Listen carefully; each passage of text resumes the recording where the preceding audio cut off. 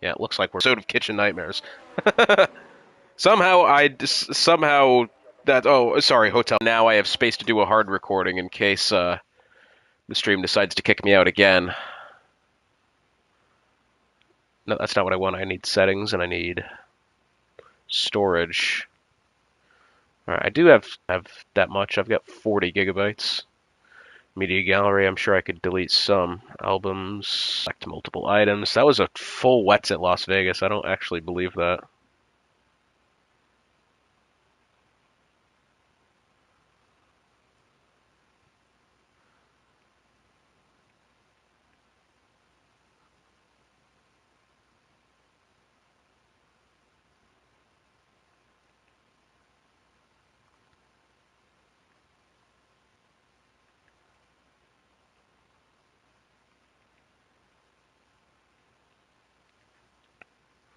All right, how much space do I have now? 71 gigs. That's still not really enough, I don't think.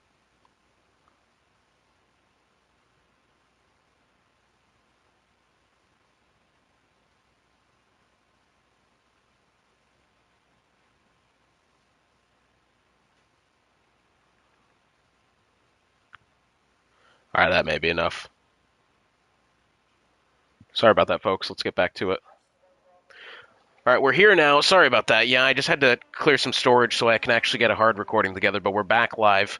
Q1 has ended here. Just waiting for Charlie Gulf to make his final attempt around here. Q2 is going to be on the way. We should have at least 14 competing in that. Urban did crash out earlier in the session. I don't believe it's going to allow him to participate in Q2, but at least we'll have some semblance of a battle there going into the final stage of the qualifying session. So we're just waiting for Charlie Gulf to put one together. Again, these times don't really matter. They've been using the session more or less as a practice session more than anything else. It was raining on the intermediates for the longest of times, pretty much throughout the entire session, only from the time that I actually got back in did it actually start to dry up. So we're here now. I apologize if the frame rate's only in 30 frames per second. I've decided to try to do less. That way it's got less chance of it kicking me again.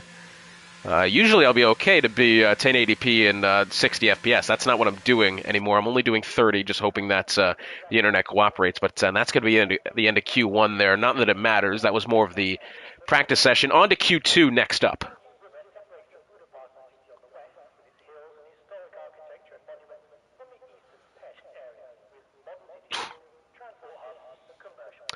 I appreciate the subscription there, LFR. Appreciate that.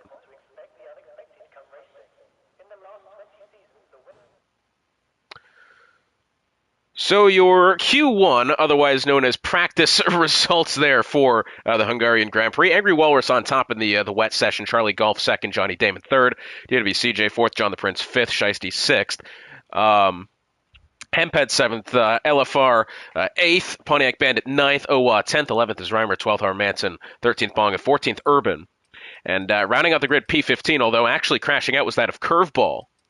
So I don't believe he will actually be allowed. No, you see, that's the little marker there. Curveball will not be allowed to participate in Q2, despite only having the 15 cars in the grid. So he's going to be starting at the back of the grid. That's because he is, once again, he's actually crashed out, and that was in the initial stream coming out of turn 11 there on one of his early laps. But so pretty much practice session over here. We're on now to what will be the real part of this program here. And we'll start the hard recording again. Now, we don't know what the weather is going to be for the second session. We didn't know it was going to be raining for the first one. Maybe do we get some bright weather happening here that will provide us some representative laps, I believe, unless do we get more rain. Well, I tell you what, still very gloomy looking here for Q2. Now, remember, only the top 10 advance to the next session. But at least for the time being, the track is dry, so we will have some representative laps on the table. I'm going to open my can of drink here. This is always my favorite. Shall we do this ASMR?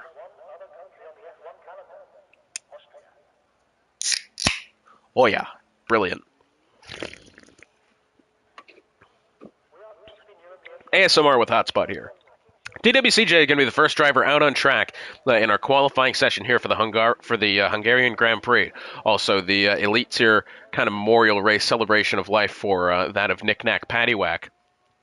Taken from us way too soon at the age of 25, not all that long ago, rather recently as it is.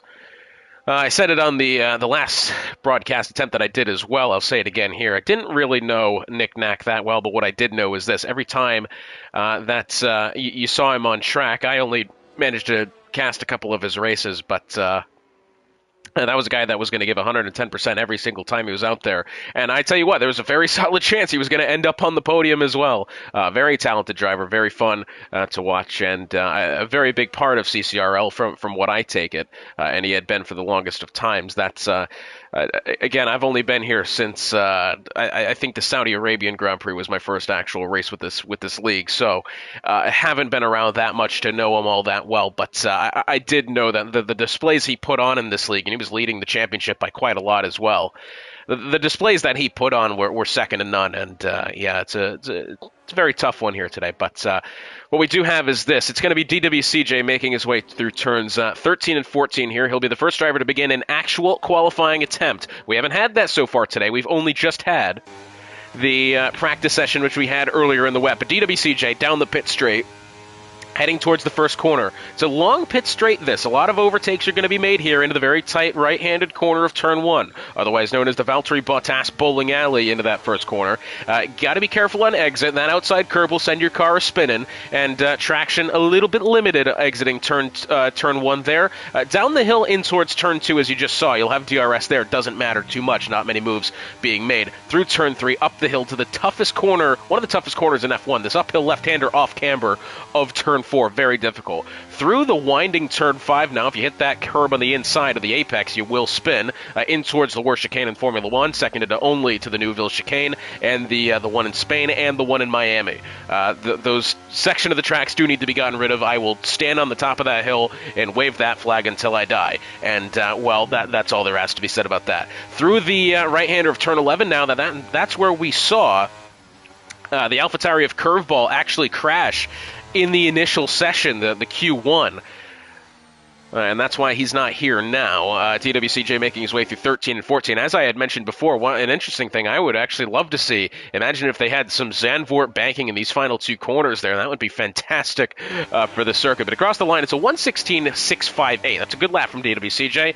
Good to have one on the board immediately here. We do have Charlie Gulf making his way down the pit straight now, and across the line it goes. He'll cross it at 166 mile an hour. He is well behind that of DWCJ. About a second and a half. John the Prince had gone fourth, but Reimer 1:16.463 beats DWCJ only by 0.2 of a second, so some competition to be had there amongst the top two. Remember, only the top 10 drivers make it through to Q3, the final qualifying session.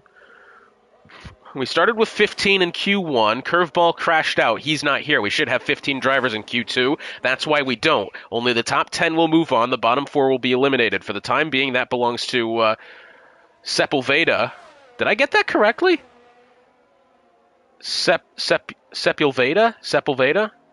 Well, I'm not sure. Either way, that'll belong to him.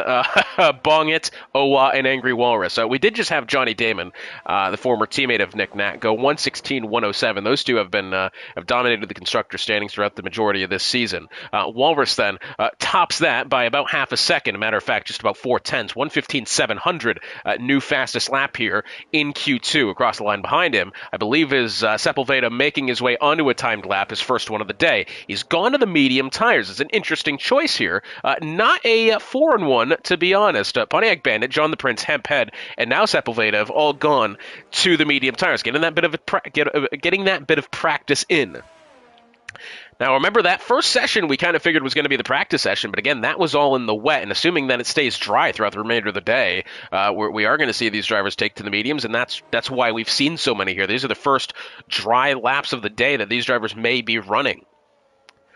So he's making his way through the 6 and 7 chicane now. Next up to the line, I believe, was just the Ferrari of Hemphead, who has finished one. That's not really a representative lap from him.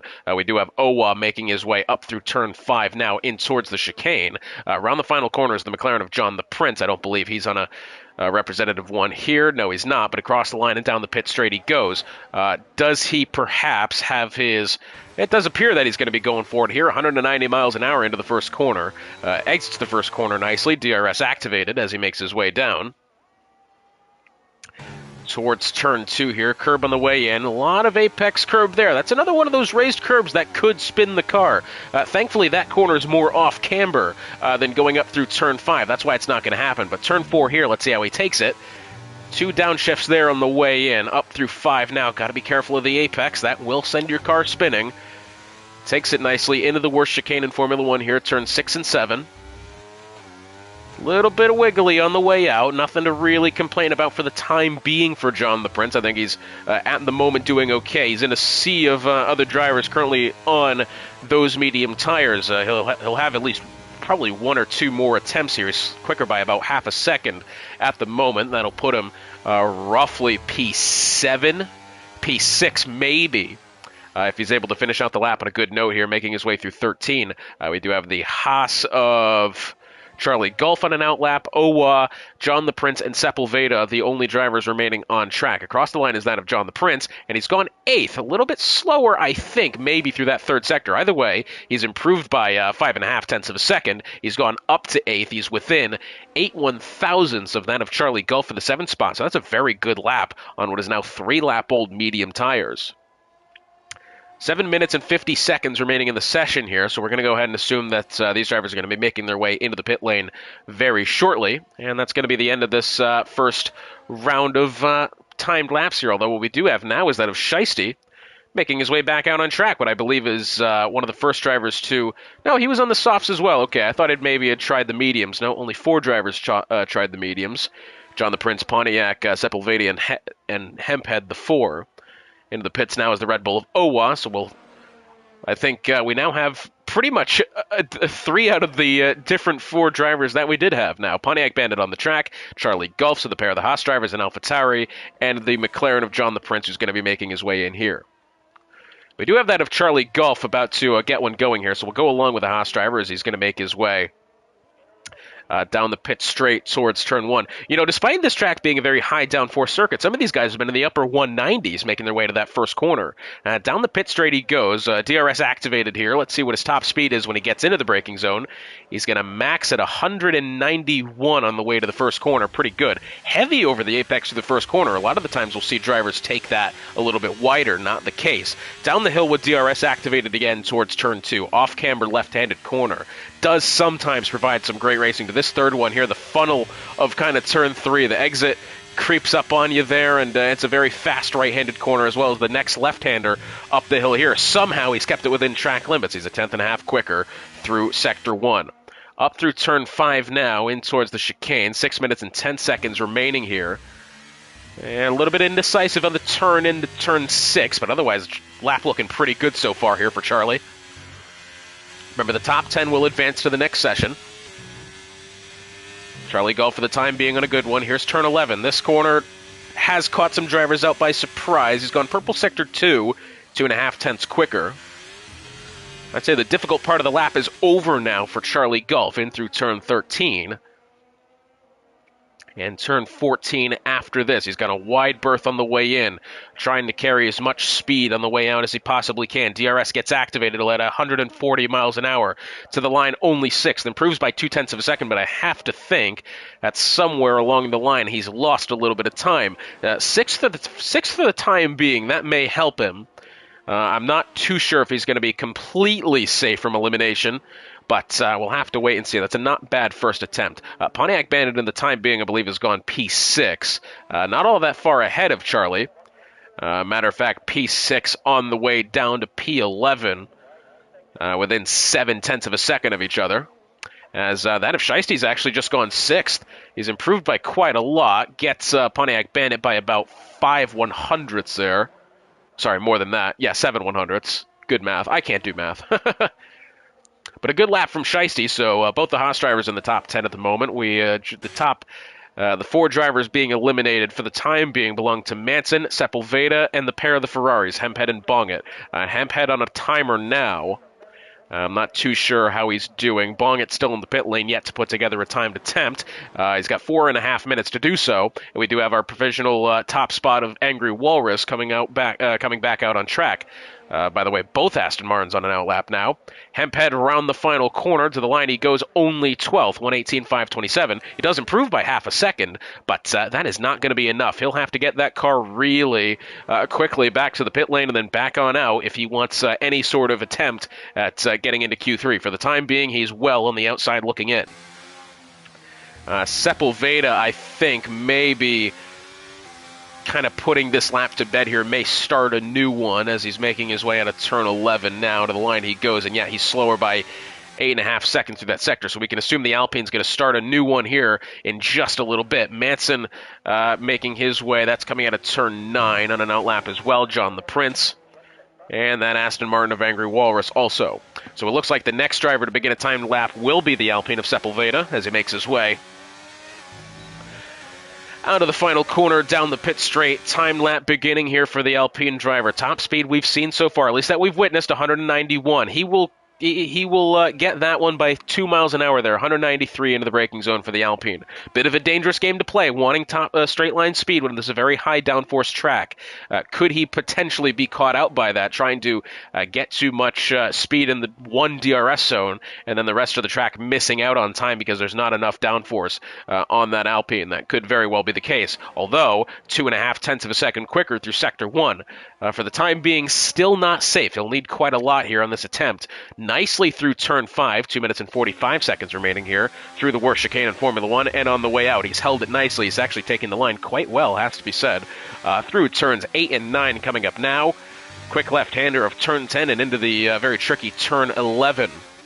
Timing line on the way out of turn 11 here. He's got to hold this one nicely, and he does. 6.5 tenths quicker through Sector 2. For the time being, this may, if he can put together a good final sector, this may put him into the top 10. Whether or not he's going to stay there is a separate question, but at least for the time being, he knows he's got a halfway decent attempt going here. Out of turn 13, through turn 14 now. Following him behind, I believe, is the McLaren of John the Prince. We'll catch with him in a second. But across the line goes Sepulveda. Does improve by a net nearly 4 tenths of a second there. Does not escape the bottom 4. John the Prince on the way out of the final corner now. DRS activated for him, and the McLaren driver across the line does go 7th, 1:17.605. Improves by 3.5 tenths of a second. 4 100ths between himself and the AlphaTauri of Pontiac Bandit. Another 4, actually less than that, 3 100ths between himself and Manson for 9th. And then after that, another 5 100ths back to Charlie Golf. There's a lot of drivers right on the cusp of being eliminated and being promoted here, so we'll have to wait and see what happens. We have the Aston Martin. I believe that is Manson making his way through 2 now, although I think he's just completed one. We got 1:20 remaining here. Well, Walrus, this is going to be the time to look out for him. Currently a 1:15.7. Has him at that provisional top spot. Remember, still Q3 coming up here in just a little bit. Johnny Damon on a timed lap making his way into turn 1. Reimer doing the same. This one may get interesting here. There's not a lot of track room separating Johnny Damon and Reimer. That may be something to look out for.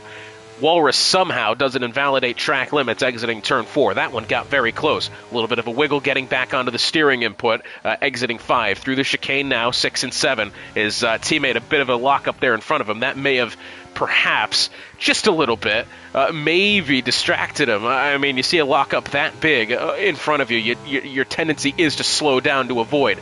Out of turn 11 now, does Walrus improve? No, he's slower by 1/1000th of a second. Identical times pretty much going through Sector 2.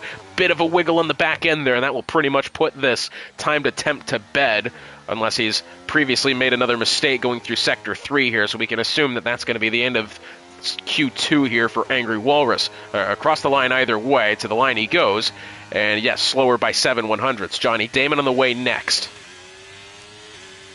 And you have to think, I think maybe Manson his error, or at least getting out of the way of his teammate, may have influenced that just a little bit. Johnny Damon improves by 0.3 of a second, stays second, a tenth behind. Reimer will stay third, despite improving by 5.5 of a second. The top three cars now within the 115s. DWCJ, not him. The AlphaTauri Pontiac Bandit's gone fifth. We're just looking at now Charlie Gulf and Sepulveda, the last two drivers here to not put together laps here. Does perhaps Charlie Gulf have enough? No, he's backed off. It's into the pit lane. That's the end of the qualifying session for Charlie Gulf. Sepulveda is purple sector 2 and quicker by 3.5 of a second. He'll need a little bit here, but he may be able to find something special through the final sector and push Manson into the bottom four and eliminate him from qualifying.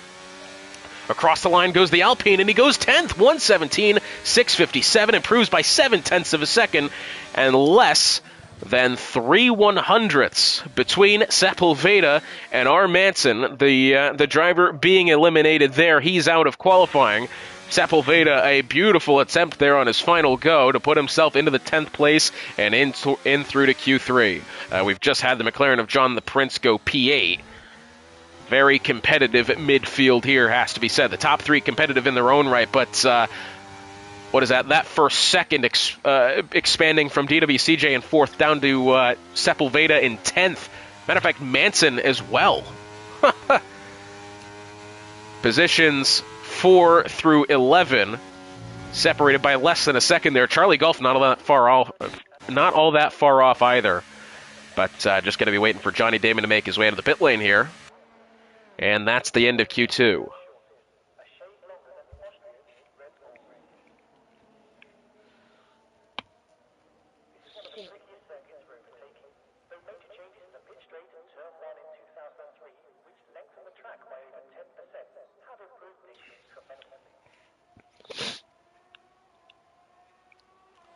What are we waiting for here? I mean, Johnny Damon's car is clearly in the pit lane. They may be just putting it into the garage now. Yep, there it is. Okay, so your results from Q2. Walrus goes provisional, goes the top spot. Keep saying provisional pole. Top spot by less than 1.5 over Johnny Damon in second. Reimer 0.2 behind in third. DWCJ fourth. Pontiac Bandit fifth. Urban sixth. Seventh. John the Prince eighth. Shiesty ninth. And rounding out the 10 going into Q3 is that of Sepulveda in the Alpine. A last-ditch effort, his final attempt of the session, and he gets R. Manson by less than 3/100ths of a second. It's that of Manson, Charlie, Hemphead, and Bongit, the four who are eliminated and will not see their way to Q3. The both Ferraris and Aston Martin and the Haas. It's going to be a good day for the time being for the top three. I would say either of these three could really find themselves on pole here. Walrus has the advantage for now, but could Johnny Damon, could Reimer put together something special on this final attempt? The rest of the grid, anything's up for grabs here. P4 through 12 within a second of each other. This is going to be a fantastic race coming up. But first, Q3.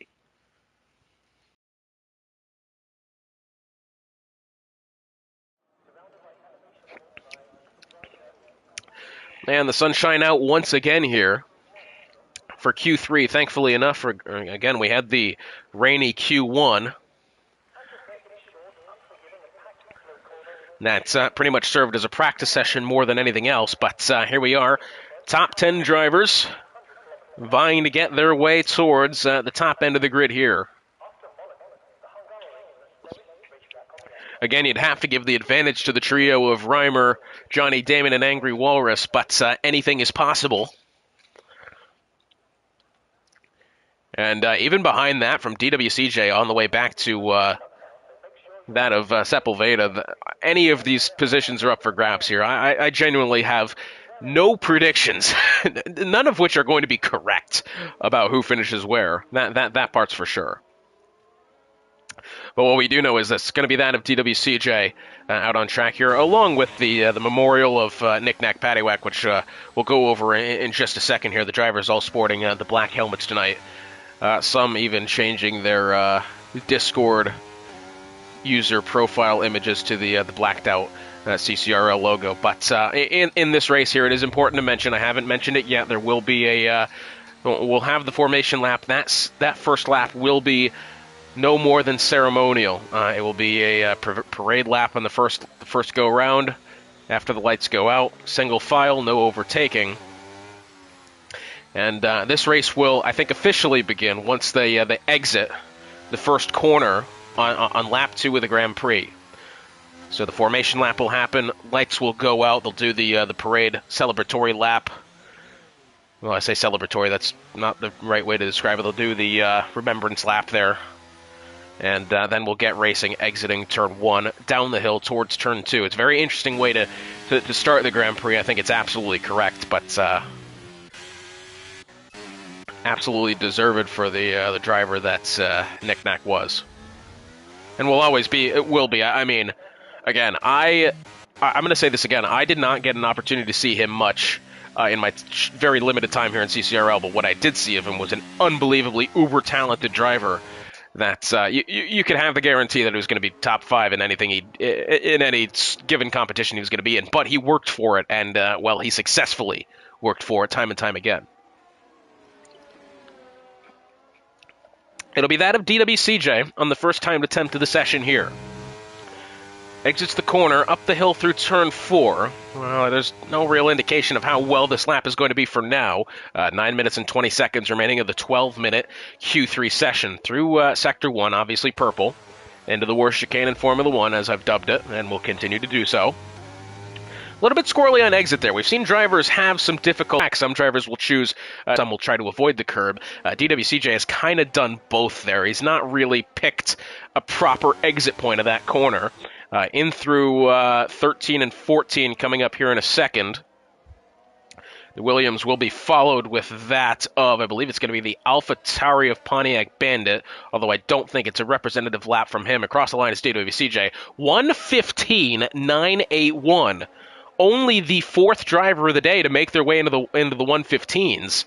That's incredible for DWCJ. He did not make the 1:15s in Q2, and here he is. Well, I tell you what, he's put the top 3 on notice. That trio of Reimer, Johnny, Damon, and Walrus now have an additional driver to look out for here. John the Prince 1:17.783. So Urban, John the Prince, and Pontiac Bandit not having representative laps at the moment. Sepulveda on an outlap here, making his way through turn 9. About to finish his here, coming out of turn